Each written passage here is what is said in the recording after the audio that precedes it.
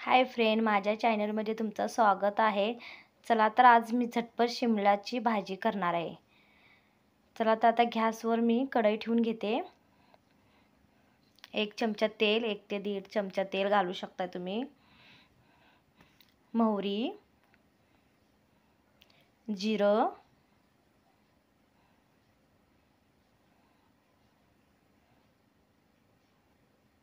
कांदा, बारीक चिरून घ्यायचं कांदा। आता परतून घ्या त्याला खालीवर। आणि आता शिमला मिरचीला आता कांद्यात फ्राय करून घ्यायचं। पहिला कांदा घालून तांबूस कलर झाल्यानंतर मग शिमला मिरची त्याच्यात घालून घ्यायचं। आता ह्याला छानपैकी परतून घ्यायचं। शिमला मिरची अगदी साधी सोपी असा पदार्थ आहे जे जास्त लोकांना आवडत नाही। हे पदार्थ आहे शिमला मिरची। कदाचित तुम्ही जर चांगला केलं तर तुम्ही सुद्धा ते शिमला मिरची तुम्ही खाऊ शकताय।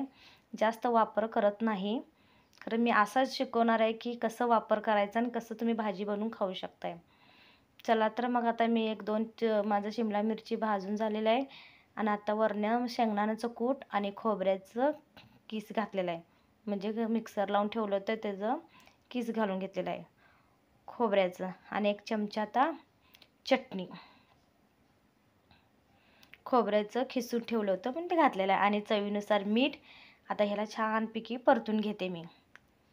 आणि शिमला मिरची अगदी साधी सोपी आहे। आणि कोथिंबीर पण वरनं घालून घेतलेला आहे। आता ह्यांना सर्वांना एकजीव एकत्र करून घेतो। आणि झटपट शिमला मिरची बनवलेला आहे मी। न आवडणारा पदार्थ म्हणजे शिमला मिरची, आणि जास्त प्रकारचे खात नाहीत। अशा प्रकारे तुम्हाला टेस्टी साधी सोपी रेसिपी दाखवलेला आहे। तुम्ही पण नक्की ट्राय करा। आणि तिखट आणि सुक्कं आणि थोडं पाणी घालायचं, अर्धा ग्लास किंवा अर्धी वाटी। आणि झटपट भाजी ही शिजते। शिमला मिरचीला फार वेळ लागत नाही शिजायला। 5 ते 7 मिनिटात शिमला भाजी तयार होती, अगदी झटपट। चला तर मग आता ह्याला पाणी घालून घेतलेलं तर झाकून घेते मी आणि बारीक गॅस करून घेते।